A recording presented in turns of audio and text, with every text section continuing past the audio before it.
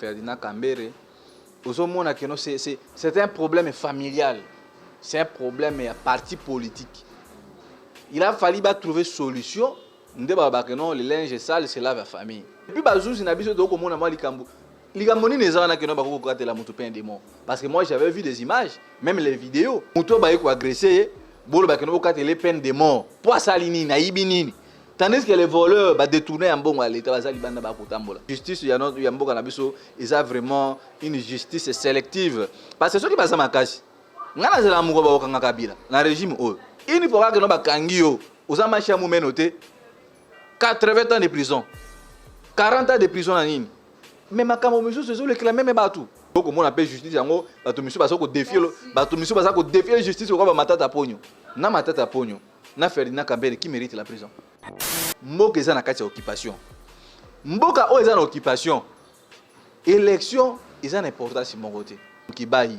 Oyo bobanda ko bunda ba bitumba kilo makambo fait changer. Mais depuis ba continue na kati ya assemblée provinciale nationale ba kulutu na biso Daniel Saf. Qu'est-ce qu'ils ont changé là-bas?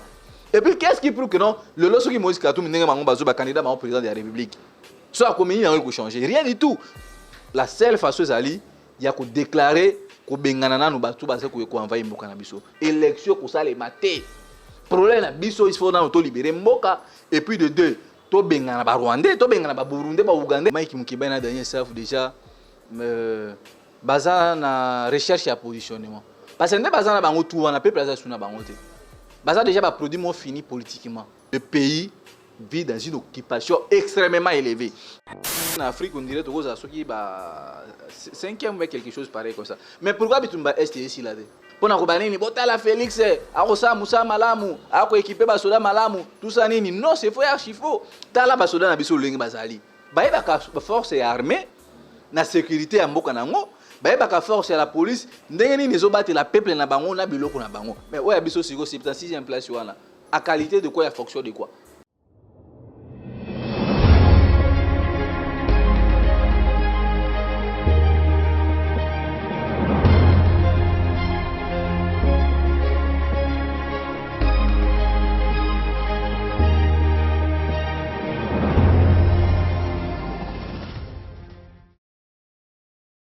Vous informer, bon, la vérité et à temps réel, c'est notre plaisir. Bandeko Banda plus clair télévision, Mbote Nabino et pas Ebiso Nzomibino. Et bienvenue dans numéro ya Sika émission Nabino vérité de tous côtés. Nakat na émission Nabino Tolobelaka o Etalimboka sur le plan politique, sécuritaire et social. Namokola Lelo plus clair télévision et on a grande équipe technique. Tout ça n'est pas pour Nabino mon Mboka na kombo ya Bruno Mimbenga Zali Bongo résistant. Moko ya communicateur, il y a une nouvelle élan, vous allez bongo parti à mon amboka Adolphe Mouzito, vous avez penas bel na emoko na o babengi les amis de Bruno Mimbenga na ende toko sola mboka tokolo bela bongo au étali classement ya RDC, vous allez bongo classé 76e puissance militaire mondiale tokolo bela pe au étali bongo information ya président Martin Fayulu uta ki boende tokolo bela na kati émission na biso lelo pe ba propos to ki ya mon amboka Mike Mukiba ayebi ko ça a été Moïse Katumbi à cause de la bonne candidat na élection présidentielle na 2023 na ba troisième tout sur bon na katambo kanabiso RD Congo sans plus tarder la prochaine permet na Bruno Mimbenga pona koyamba mbote mona mboka mbote mingi mama Judith merci mingi pour l'invitation tout tani sous le lot et puis tout ça la mois de mars na pesibino bonne fête à ba maman non seulement ils ont la moi oyoboy ba maman pour apporter un plus na la société surtout société congolaise. Et puis, on a aussi bonne fête. Et puis, DG Joël Kombe, maman Nyonso va soutenir Bitumba Nabiso, maman Raphaël, baza moi Ebele, maman Jolie, maman Dolo, maman Nyonso na pesi bango bonne fête à mois de mars. Et puis, revoir façon na bango ya bon maman pour que non soki mo sa telemi mboka ekenda liboso. Pesi pe mbote pa maman Océan du Congo. Et puis, bon rétablissement na kulutu na ngai maître Nico Mayengele ou azalaki touché dans l'empoisonnement, la souhaité bon rétablissement bisika azali. Merci beaucoup Bruno Mimbenga anticipé parce que déjà avant la émission ni pena souhaité joyeuse fête il y a bas seniors sur le monde entier particulièrement maman il y a RD Congo bazo bundela mboka maman résistante bazo télé makpona koluka toujours bonheur ya mboka na biso pe kimia ya mboka na biso République démocratique du Congo joyeuse fête de la femme à mon DG Joël Kombe aussi sans pour autant tarder Bruno Mimbenga question biso ya liboso ezali toyoki RDC ezali bongo classé comme 76e pays au monde hein? Parce que Azaki avant je crois 81e a gagné 5 places aza bongo classé comme 76e puissance militaire au monde. Point de vue nao. Merci mingi maman Judith. Biloko wana nyonso zo mona wana eza ba made in 10e mairie. Bali ko fabriquer makambu tout ça. 10e rue parce que bango baza makasi na côté ya lokuta parce que tant bazolo bakeno mboka na biso Congo armée congolaise eza parmi 76e place sur le classement mondial parce que si les 140 pays na monde tous en ango RDC eza placé na 76e position to longo na 80e place bisika tozalaki to komi na bisika la mais comment est-il possible ce qui to yito le na classement mondial. Donc en Afrique, on dirait que c'est 5e ou quelque chose pareil comme ça. Mais pourquoi Bitumba Est ici là? Parce que force et armée, il y a aussi la sécurité en Bokana Bango. Comment maman Judith? Donc, comme on a Oyobwe, ils ont juste qui dialelo. On va dire 10e mairie Barosala. Pour na kobanini botala Félix akosa Moussa Malamu ako équiper basoda Malamu tout ça nini non c'est faux archifo tala basoda na biso lengi bazali. Okoyoka na passe na mawa. Donc ce qui se passe na mboka na biso mama eloko zo boma kongona nzana ki fanatique na ki jalelo. Bozo mona kono basoda congolais. Baza incapable nanu ya ko bunda bitumba est. État de siège depuis ba décréter yango. Tilelo obu. Ba yeba force et armée na sécurité ya mboka nango. Ba yeba force ya la police ndenge nini zo battre la peuple na bango na biloko na bango. Mais oya biso siko 76e place wana. À qualité de quoi ya fonction de quoi? Parce que comme on a dit, mboka na insécurité partout. Mboka na ko defaka basoda ya Uganda, ya Burundi, ya Tanzanie, ya Sénégal pour na ko bunda. Donc moi personnellement, je ne crois pas na rapport au Beuti na 10e mairie parce que biloko boso na nelingo bien maman Judith au monde qui non eza ba fabriquer à 10e mairie ndé mutu ba ko créer biloko. Actualité bat bazo lo la fabrication à 10e rue ndenge nini. Maman Judith. Nathalie Sibino awa non? Na boite que no basoda na biso baza makazi. Parce que Congolais de nature, c'est un guerrier, un combattant ou abundaka. Mais est-ce que, pour voir la biso sur les alliés, pourquoi si réellement tu as placé dans la 76e position dans le monde, ce qui sait qu'il y a monsieur on est balobi en Afrique, mais il faut pas bitumba est un de ici là. Voilà la base ça la religion peut-être na ma garde des républicains batamu saka ba mu kola na balabala ou bien comment. Biloko wana maman Judith, ça démontre que non tout ça toujours dans un esprit moko esprit moko ils ont freiné moko na biso au lieu ya anticiper makambo ko mona makambo dans les jours à venir biso to ko sala jalelo que non voilà RDC ko so donc biso to linga que non misalande éprouvé et démontré si réellement basona na biso basa ndenge bango ba lobby ki basa placé na 76e place et mon en action sur terrain na est ya mboka Congo parce que bato ba ko bunda kuna c'est l'armée congolaise et non la police. Parce que les policiers ça on pour combattre la peuple na biloko na bango na bamboka misusu pe to mona pe ba policiers qui makambo ko simba bien te ba koti na kati ya front pour na okene ko bunda mais oya biso siko ezaka biloba loba donc moi je ne crois pas particulièrement à ça parce que na moni yango que RDC to komi na classement na te parce que RDC ko zo vrai classement na ya est wa négocier et si le vendre to komi ko vivre na ba Rwanda na kimia omoni parce que biso pendenge selon vision o biso do bunda biso ba résistant souci na biso za que non to ba nos forces entre armée rwandaise na armée congolaise. Si réellement que non, bango baza makasi ne baloba ko publier biso ndi toza makasi yango no zomona dans les jours à venir maman Judith toza ko bongama awa biso ba jeune congolais o basa na conscience to kiza na ambassade ya Rwanda wana to kende ko kanga ambassade ya Rwanda ko zwa ba clé to sceller to suivre ça karega to zongisa na mboka na bango soki basali mutu makasi to appliquer l'article 63 eux lobby que tout Congolais a droit et l'obligation ya kosimba munduki ceux qui ont déjà âgé de 18 ans matin likolo. Oui, ngana osimba munduki pona ko bundana ba Rwandais. parce que tu vois la force na biso à partir on a si réellement armée na biso bien formé si armée na biso capable de combattre ba agresseur ndenge lelo oboy Poutine azo sala ozomona que c'est ça la force et armée rien les bunda parce que na moni pe na Burkina Faso déjà ba bandi ko yekolisa bana na kati ya classe ndeni ba beta munduki donc ozomona que notre politique on a une fois que biso ba bino minga ta on to na pouvoir dès que moi na zo côté école maternelle o bana ko tanisa moi no ennemi no liboso za Rwandais tant moi na komika na 6e primaire abani déjà ko yekola parce que fungula terrain moko maluku kuna bwa munene to ci on a place bana ba kendeke chaque semaine faire semaine ba ko la bana nini ba otire donc ba biloko oyo boye maman Judith moi je ne crois pas à ça parce que o nyo soto ko mona bande kuna biso ba ko luka Félix Fouti voilà Félix Alongoli armé na biso na 80e place à remonter non tout le monde a que non puisse aller armé et remonter vie ba soda peut ça remonter mais tout le monde a non ba lobby mais na réalité soda zo somba sokoto yemoko soda zo somba teni yemoko ti mo mosusu na régime ya Félix oh tokenda maman Judith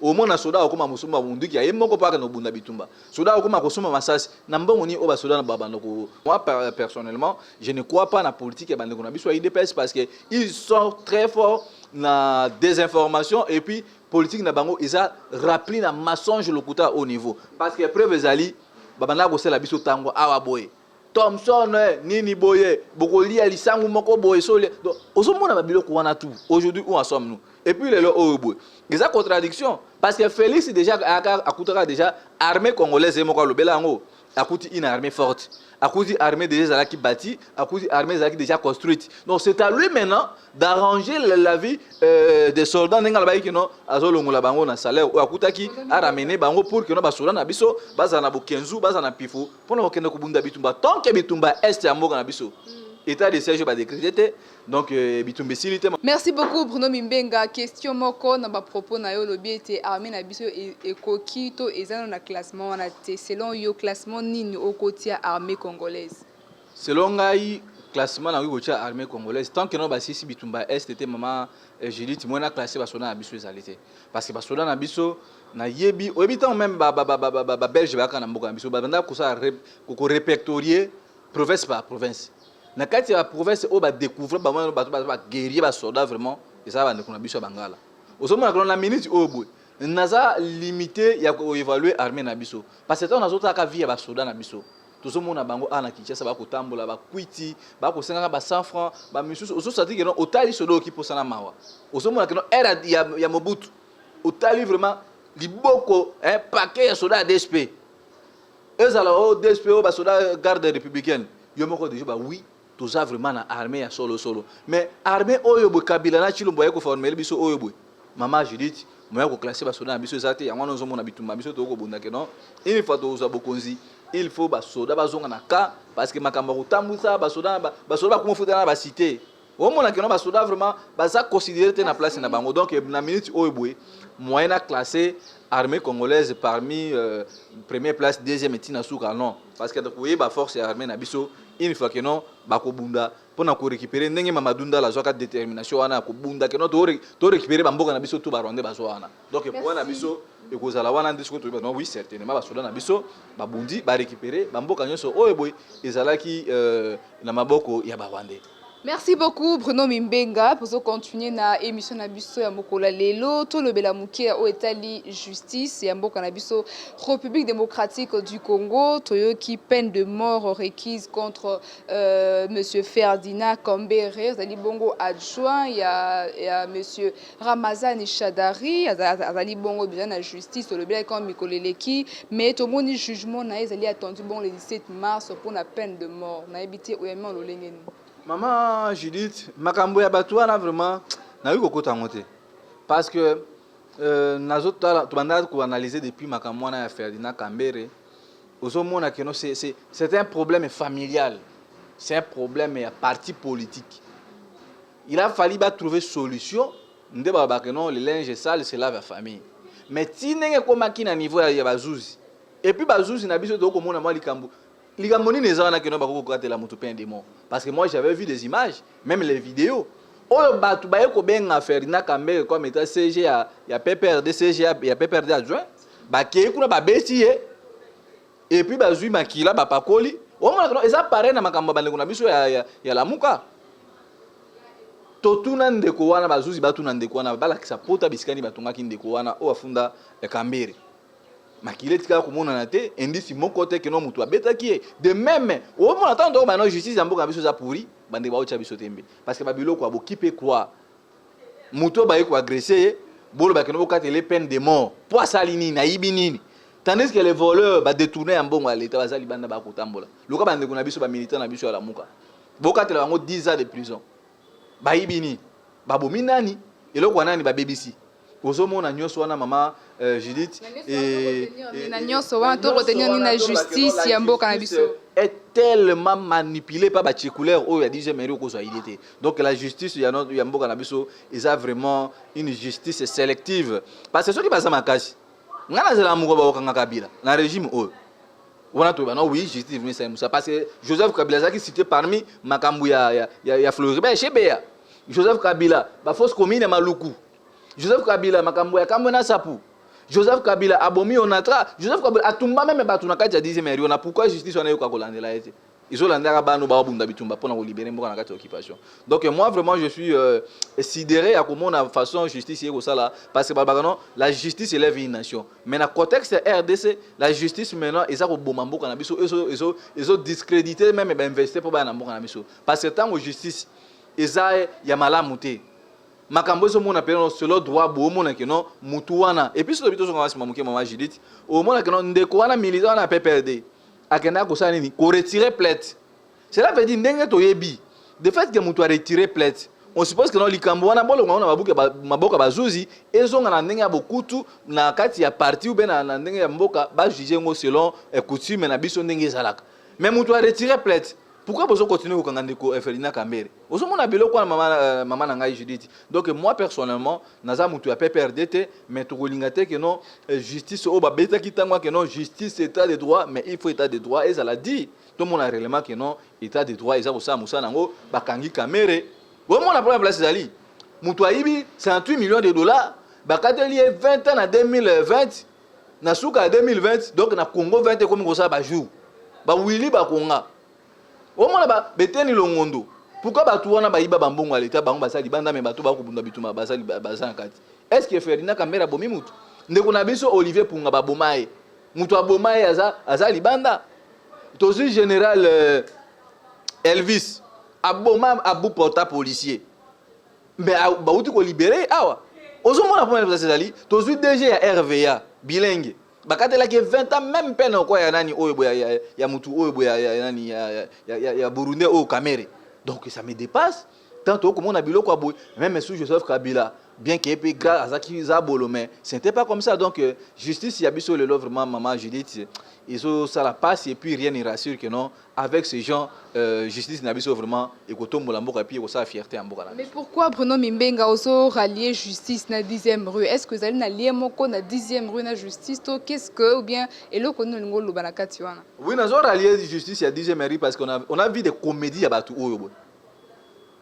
Tomona nani CG IDPS akenda liboso ya bazuzi akokuta kuna militaire IDPS zuzi vous croyez que non militaire IDPS a rejeté mutu na bango nyonso nezo l'accès que non to ya to eza iso justice mais to ya tribalisme na régime ya batu eleki yango so mo problème place ezali donc il faut que non bakangi yo osama chamu menote 80 ans de prison 40 ans de prison na nini mais makambo monsieur c'est le clamer mais batu ba jamal ba iba bambongo awabo makambo za légion ba bilomba projet ya Chile gelou où en sommes nous aujourd'hui. Donc moi personnellement ils ont ça la pas si on a vraiment que non bitumba oh vraiment papa Etienne Tshisekedi bana ko non les jours où l'IDPS sera au pouvoir état de droit sur le Kubanda moko IDPS ko za pouvoir lipe ko kita mais lelo o bona komi ko mona lipe zu bo kono sida lipe kondi lipe za sur na valeur on ko mona problème place ali il faut justice alimentaire pe salema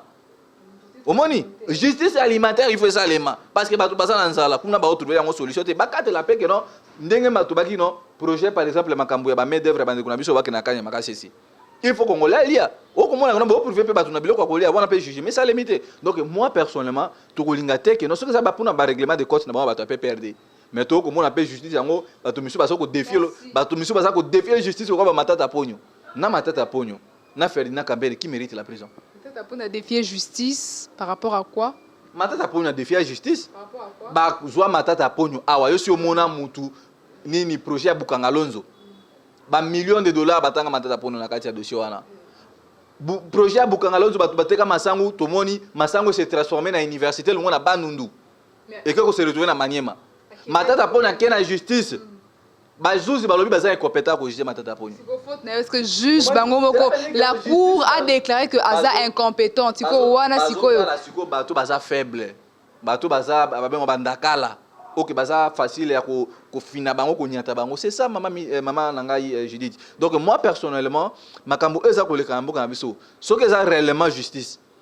Ya mboka na biso esalema olenge singeli. Mais so ça pona ba règlement de compte ndeto moni le oyeboy. Ba komi ko kanga ba to la muka, ko tinda bona ba kasho misu ba komi ko boma bango. Là personnellement, je ne suis pas d'accord parce que ceux qui doivent continuer quand biloko aboy. Pouvoir des gens c'est ce côté maman Judith. Donc ça un jour, ça peut mukimbanga taba. Donc to kolinga mutu soka salimbeba bazuzi batalisa mbeba na epona kosala nini na ba mesure moko correctionnel. Mais ce commis qui non parce qu'il est deux. Non, là c'est faux. Et puis au moins que non, même bato ya libanda moi ba respecter biso et ko arrêter. Mais moi je pense que non na ko sepe la paix muko mosuto mon appel Kabila. Liboso bazuzi ko za esengo mingi pona ba Congo. Mais oui, mutu liboso. Mais c'est Félix bana ko loba ngo. Bato nyonso, bato azame na rapport mapingi. Abaka ko sa ko créer justice transactionnelle. Pona ko kanga bato tout au comment bazaki na kati ya rapport mapingi. Jean-Pierre Bemba comment ça rapport mapingi. Ministre de la Défense na mboka na biso. Oza aza Rwandais. Comment les akati wana oyo kozwa banani Louis Michel ozozaki kuna na ambassade de Belgique. Ozomona que non avec tous ces groupes là moyen justice transactionnelle ya mboka na biso salima exact parce que Félix etinga banana makamwana baganga monsieur arrête avec cette histoire là. Yango pesa parmi makambo to bakolandela ngo. Docteur Denis Mukwege lobeli makambo ya justice pour na rapport mapping tout le monde a clair.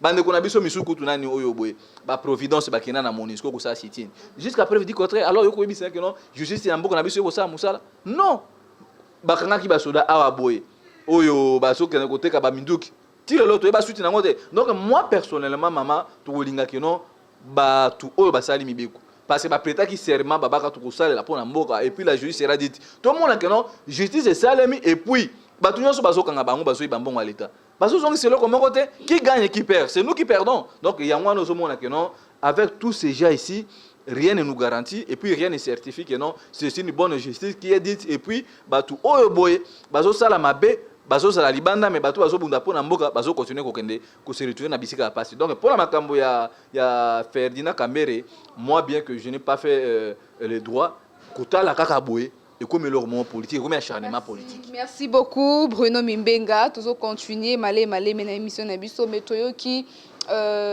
mon mboka na kombo ya Mike Mukebaya selon ba source na biso à lobby à lekina etandoma quoi lobby était monsieur Moïse Katumbi Chapwe à cause de la bon candidat et que à partager bilan à monsieur Félix Tshisekedi. To éviter de ko asali allusion. Il y a déjà une manière pour dire bon matabo kita élection ezali ou bien qu'est-ce qu'on peut retenir dans l'information. Oui, Kolu Tunanga Mukebai a lobby candidat à Bangosa Moïse Katumbi. Est-ce que le peuple congolais a initié que non candidat à Bangosa Moïse Katumbi? Je ne crois pas. Parce que le haut et botan va que monsieur Félix vous a redevable vis-à-vis du peuple. Oui, certainement ils peuvent avoir raison. Parce que tant qu'on a besoin de l'union sacrée. Union sacrée peut simple pour Maman Longa. Vous croyez que nous allons condiments pour que nous partager? Parce que c'est vous qui êtes le chef de l'État. Oyo boye, oza gara ya bon fonctionnement de l'institution en Bokanabiso. Mais quand nous avons contesté que non, élection en 2023, nous allons présenter notre candidat Moïse Katumbi. Bon, Moïse Katumbi, bon obaïba na ba minera katanga yusa ba mukusa. Ba Congolais ba komona pese que non, bon na bango ba récupérer mon temps avancer là ma pona mi koso. Parce que nazo bisabino awa. Biso na lo bango lo kwa Congolais. Mboka maman Judith, mboka eza na kati ya occupation. Mboka o eza na occupation. Élection eza na importance sur mon côté.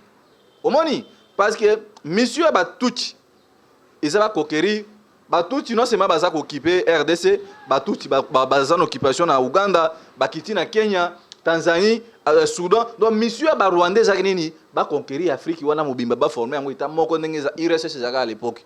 Ba ko mabenga ngo état de l'Est.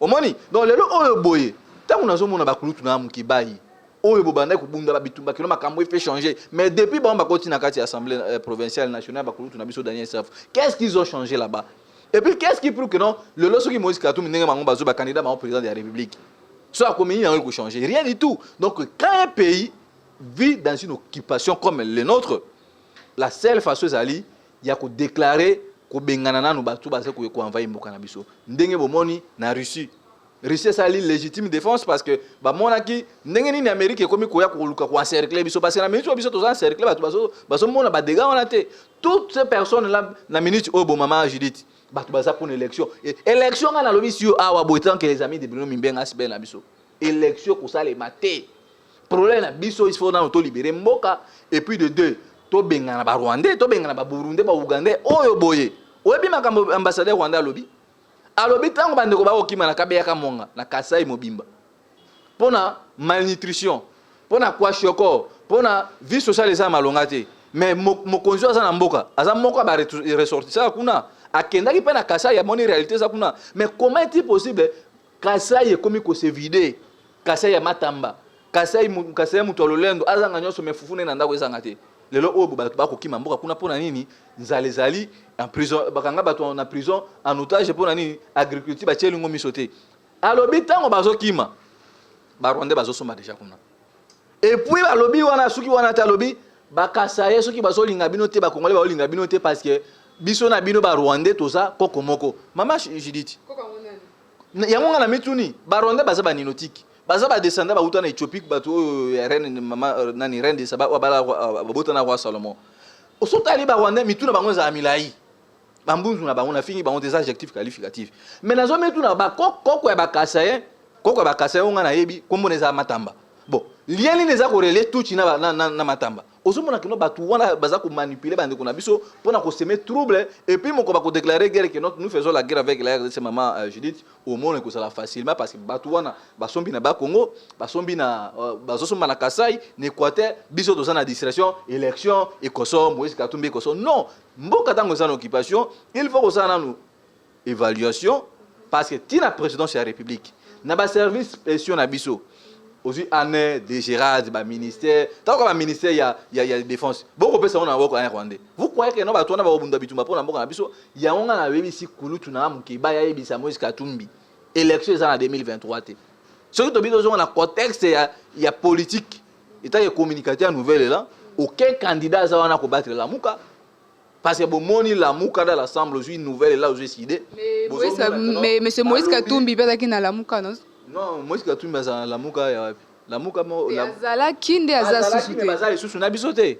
bon ba kena na union sacrée c'est l'échec union sacrée c'est de l'abomination ozomona union sacrée ça malédiction on a biso soki na bina na contexte ya politique état de communicateur nouvelle là aucun leader o ba kotie vraiment boy vis-à-vis be face à face à candidat la muka o aoleka yango no moni déjà ibembe ya ba ndeko na biso nyonso baza na kati ya union sacrée et ça déjà na mama yemu donc le 23 kaka 2023 na décembre boy le 23 décembre 2023 to bengisa ba congolais nyonso mutu na mutu akoya tokoza na stade Martyrs pona ko panza matanga 40e jour café parce que UDPS na ba nyonso moni bango baza na union sacrée wana baza déjà akosila donc bandeko na biso ba bomba bambongo na bango pour une élection parce que l'élection ko sale matende na wuti ko tali sabino mboka za na occupation o bango to ba yebi que non ba Rwandais baza na mboka na biso ba assumer pe ba poste ya minene donc mission za liboso mama Judith eza ko senga nanu nini rupture diplomatique entre République démocratique du Congo na République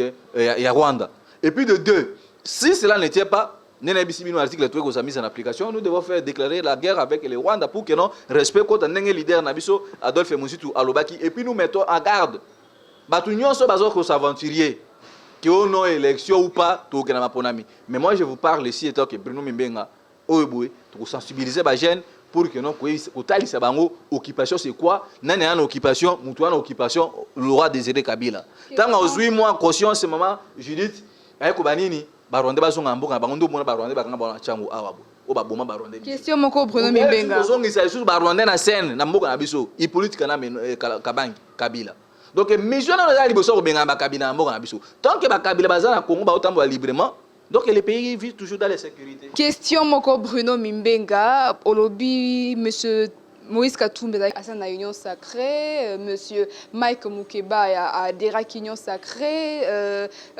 monsieur Daniel Safou à sa union sacrée, mais tout est dernièrement. Mais monsieur Mokoto Monaki Bongo, monsieur Francis Kalombo, monsieur Daniel Safou, monsieur Mike Mukeba, Tomboli Mungongo, Koloba contre régime Otolingi Toyeba ni Nyango Sali que un moment bazalaki pour soutenir Mboka et puis continuer sacré et puis un moment c'est ça le quoi bazo bima et puis cause à la contre régime. Qu'est-ce qui s'est passé selon yo? Maman Judith, bandeko Moïse bandeko Mike Mukeba na Daniel Safou déjà baza na recherche ya positionnement. Parce que ne baza na bango tout wana peuple aza suna bango te. Baza déjà ba produit mo fini politiquement. Omoni bandeko na biso boza na pouvoir bozo yi bambon ensemble. Yo so bonisa pouvoir no monter wana ko ba comédie. Donc moi personnellement makambo bandeko na biso baza ko sala wana et ça pure et simple aventure. Donc biso toza génération sika tozo linga ke no mboka na biso après avant to comme na 70e anniversaire à RDC, il faut tozo bato baza na conscience, bato oyo boy baza ko réfléchir, baza ko anticiper même makambo. Et ça to ko ba aventure ba Mukeba ba ko sala politique au fingana ka politique ya ko luka politique ya ko luka lipa. Omani. Donc moi personnellement na ko vana ta ko ba makambo ba individu wana mi balé parce que mboka na biso to za na mission munene o liti na biso zali ndé na uti ko inimere bino arabo. Donc quelque part et cause à la pembo nga musique tout mine comme si bande ko na biso biloba loba ta gena bango tout. Donc peuple muto ko juger bango. Vous croyez que na ta musique tout babi que non Félix a partager bilan na yemoko. Mais musique tout baza na kati ya gouvernement. Baza na kati ya gouvernement qu'est-ce qu'ils ont donné au peuple congolais? Ba pesi bango courant, ba pesi bango mai. Bapesi bango transport, bapesi bango misala non. Donc Moïse Katumbi doit s'assumer parce qu'il a partagé les bilans ensemble avec ce régime de M. Félix, y compris MLC Jean-Pierre Bemba, Kamere, bango tout bakoza la juger, ce n'est pas à nous de juger Batouana. Donc le peuple muto ko juger parce que tant on connaît par exemple ceux qui ont une élection. Tant on biso to bunda pour misambo ka mission libération.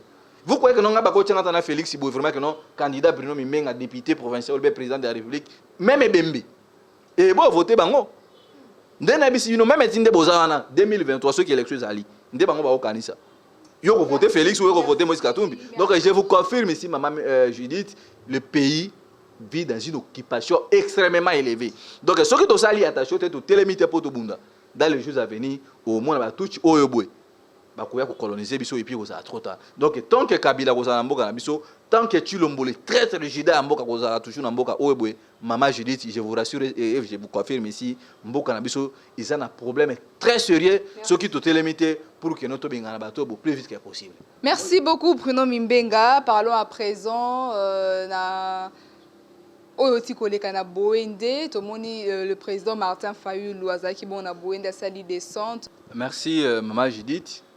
Au moni mboka na biso na problème très sérieux na comprendre ba acteur politique ya Congo te. Parce que tant ba diaboliser na mona ba ndeko na nga chwa pa Boende, ba ko pesa ba mbongo pour que ba annuler nini arrivé à président Martin Fayulu na Boende. Mais tout le monde même na lisala isalema. Est-ce que c'est vrai? Batinda batu bokende ba maître bo panza. Mais peuple ayebi nani muto apone na mutema.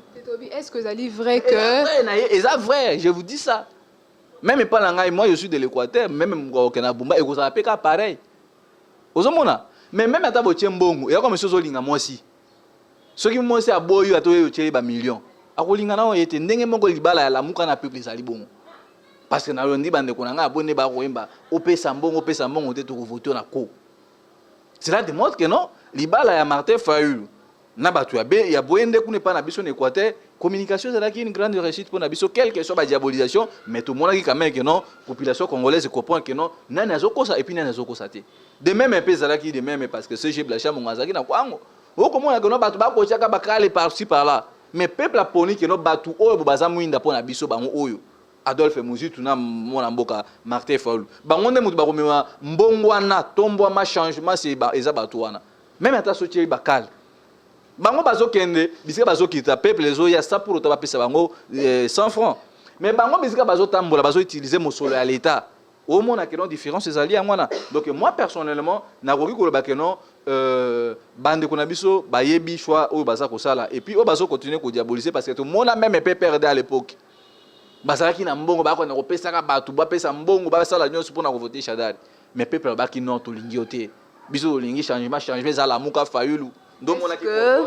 confiance wana eza tilelo oyo boye ndenge toza kokende na bato wana mama Judith lokola Adolphe Mosusu kobanda tourner na mois de juin awa ozomona oui excellence Adolphe Mosusu tozobanda tourner na juin awa na côté ya nouvelle là omoni parti cher na e donc wana siko ça que non lokola tokosala ensemble tangu ekokoma na ngonga o sengeli omoni mama Judith non na minute oyo bonanu président élu Martin Fayulu Azaki na Bwende il faut bien vendre sa base ya décider na Bwende omoni Adolphe Mosusu mêmement ozomona que non soki tobi que non tozwango na mutuna otuni que non eza pré campagne na koyi koloba que non certainement c'est le mobeko likonzi mboka na biso moi à jouer au yango no moni même Adolphe Mosusu aponi moi à jouer pour na tourner na Congo mobimba na côté à parti na e donc normalement soki constitution délai constitutionnel ezaki respecté pour na ponami tourner to banda propagande na moi à jouer mais lokola bandeko oyo bazo mema biso déjà na glissement idée na bango ezato ke na glissement mais aussi mbate parce que peuple a ko permettre le roi naté donc je peux dire que non oui ba leader na biso baza na raison ya ko banda pré-campagne parce que constitution baki il faut que prévoir déjà avant na mois ya juin batunyo so babongama pour que non ba ba candidat combien ba kozana bango ba ko aligner na députation nationale combien provinciale et puis c'est comme ça donc ngana zo mona mabe moko te soki président Martin Fayulu akendaki na lisala ko tambola ko redynamiser base nae pour les alités donc biso toza ko travailler nous sommes ensemble l'amour que za moko toza ensemble toza ko travailler pour que non ba stratégie na biso peñon sauter mama jitu ko lobango libanda donc le président Martin Fayulu ko kena na gauche Adolphe Mosusu aleki na droite mais to yebi bisikani to okutana donc bandeko batika ko loba wono Adolphe Mosusu kenda aokende yemoko non eza stratégie interne bolimbisi oyo bolamuka eza ko tchangwa place yango na yebisi bino Félix même eta sangani na ba mame wata parce que mona ka mbaki ba chef coutumier abengisi ba chef coutumier nyonso balali na bango beto moko na deme na lobi soka bengisi ba chef coutumier tuna basi na mibali na ba mbwa na banani alali na bango beto moko basa ba cérémonie na bango la muke ko gagner mapona mina 2023 voilà lobi soki élection la muka vous ce que élection salé élection pe salemité monsieur Félix pa a rediriger mboka wote donc biso tout ça ko travailler selon mobeko likonzi nyangwa no moni excellence Adolphe Mosusu aponaki mois de juin pour na ko banda tourner nae na kotala bisika nini parti eza kotambola puis bisika nini eza kotambola te parce que na minute au na Congo parti eza crédible le seul parti eza sérieux na minute na ko bisabino eza ka nouvelle là parce que ce que même na nouvelle élan décidé na lobby nouvelle là donc le seul parti eza crédible eza implanté partout na Congo eza nouvelle là bon décidé décidé pesa na Congo ngana lobby nouvelle là eza parti crédible oyo boza partout soki même na Kisangani na kati okei na Boende okei na Chipata okei kuna na Luozi okei na Bakongo okei na Kisangani na Lubumbashi okuta nouvelle là eza structuré que notango zoya kosala déjà na yo bazoya mbona balabala te ko ba parti misusu esala 10 ans 15 ans 37 ans banda ko évoluer comme activiste bazangi même bureau mais biso quand même une nouvelle là nous pouvons dire que non nous sommes fiers parce que Moussala Adolphe Mosusu sali ça mérite beaucoup de respect yango nozomona Adolphe Mosusu tant qu'on aligné ba député na nationaux na provinciaux bisika biso to rechercher Kinshasa au monde que non nouvelle élan c'est un parti crédible. Merci beaucoup. Zobakar sina bango na mikoliza ko ya mama. Merci beaucoup de retenir nouvelle élan un parti crédible même tuna ngezaki décidé parce que nouvelle élan to mona watambula elongo na décidé mais to kolobela ngo répondre ngo décidé c'est un parti crédible. Oyo botoza na kati ya lamuka mais na lobby c'est que non le parti le plus crédible na Congo. Ils ont nouvelle élan. Merci beaucoup Bruno Mimbenga. Tout comme sur l'émission de vérité de tous côtés. Avant tout, un message parce que tout le monde a qui l'ambassade de Belgique dernièrement, vous avez qui arrêté, n'a évité parce que le roi belge déjà a reporté qui vole naé mais bon marché qui enfin bakanga qui bino un message na vous avez dit na ba o balandu na mukola lilo na libanda pe na kati ya mboka na biso de Congo. Oui, maman, j'ai dit merci non il faut appeler ça ba maman tout ba résistance ba zaki na poto ba no makangi biso ba zaki ya kolala te ba appel de part et d'autre na pesi bango merci. Et puis na pesi merci na kulutu na ngai Claude Katende, merci na pasteur Daniel Mbaou, merci na ambassadeur Richipe à salaki déplacement pour na koma biso biso salaki. Donc on suppose que bagaro biso to bunango, to bunda bitumba te poto lukalipa. Biso to bunda bitumba présent que non bagaro tango to signer vraiment yo mana ba Rwandais. Donc tout Congolais vraiment o va na Brazzaville. Zonga mboka to sa noti suma mindu ki to bunda ba Rwandais. Mboka eza na occupation. Mutu nyo so yebi que non Congo est instable pour na ba Rwandais. Mais batuna biso baza na pouvoir bazoyi ba yango te to kondima ke no mboke so kene mabe tout quand on parce que tout bon poison non biso to zaki na boso ambassade à Belgique parce que loko biso to kendaki na ambassade à Belgique même batu nyonso baza d'accord na biso Belgique colonisa Congo mais Belgique état pays colonisateur RDC azo participer na messe non pour que na balkaniser Congo on les a bondokité est-ce que bino ndenge boza na kati ya ndako na libala boti mwana bino mosi bine papa mobile non moninga nanga ya ko violer mwana nanga est-ce que bino boko sepani lo kwana yo maman ko sepani lo kwana camarade ya mobile na yo a violer yo mwana ko sepani ngo de même le la Belgique makamba ko sa biso ole ya batela biso yeso kene sima ba français bazo parrainer ba rwandais po ya kakukata ba mama biso maboko ko boma bango ko sala ba makambo ba ko sala wana c'est inacceptable yango to bandaki makambo on ambassade ya France. France est comme un état voyou. Aza parmi ba malheur ya mboka na biso, ba makambo belé ba dégâts pillage ba bitumba ba nini. France to banda ki liboso oui bisa ba français, il est temps que ba français ba revoir façon na bango sa politique. Neto kenaki liboso ambassade à Belgique. Ko yebisa bango roi a annulé voyage naé, a repoussé yango annulé a reporter yango. Tant que ba préalable ba condition o biso to tchiwana. Et ko ça respecter. Et puis, tant que le roi Zoya Namboka Oyobo, Oyemoko roi le bac non, pouvoir est autre, on a qui ça c'est un pouvoir illégitime. Mais n'a commis qu'on comprend un royaume, mais comme il a un problème. Le roi c'est contredit. Vous pouvez imaginer Belgique, Azara colonisé dans Balman. Balman va ça dommage et réparation à dégâts passant en Belgique. Mais besoin de lobby avant roi Philippe Aya Awa, il faut passer à réparation et dommage et intérêt na ba dégâts nyonso ba kata ba mabiso maboko na kuna na Équateur na ba caoutchouc na ba biloko ba na ko sa soki au produit par jour nombre de kilos bien de tonnes ba biso te ba tiona kiti mo bandi ko sero na iloko mo ba no tenai jusqu'à ce qu'on couvre. De deux, il faut Belgique et présenter ba esquisse na bango d'une manière officielle vis-à-vis du peuple congolais. Et puis de toi ba restituer 3 cas de richesse au baïba. So tali ton mion au ya Belgique wana. Comment on a un symbole à Belgique on a ça pèse 100 000 tonnes. Convertir sur quoi kilogramme. Donc la matière on est ça matière brute. Donc mon aka Belgique mobimane ezana mama Judith, ils a construit na mutoke papa na biso, ils a construit même ba brique rouge bo mona wana. Merci. Et outa na Congo, yango biso to ebisi roi Philippe Boye. Apona entre humiliation na honneur alignini. Et puis ba isa biso nani aboma Lumumba.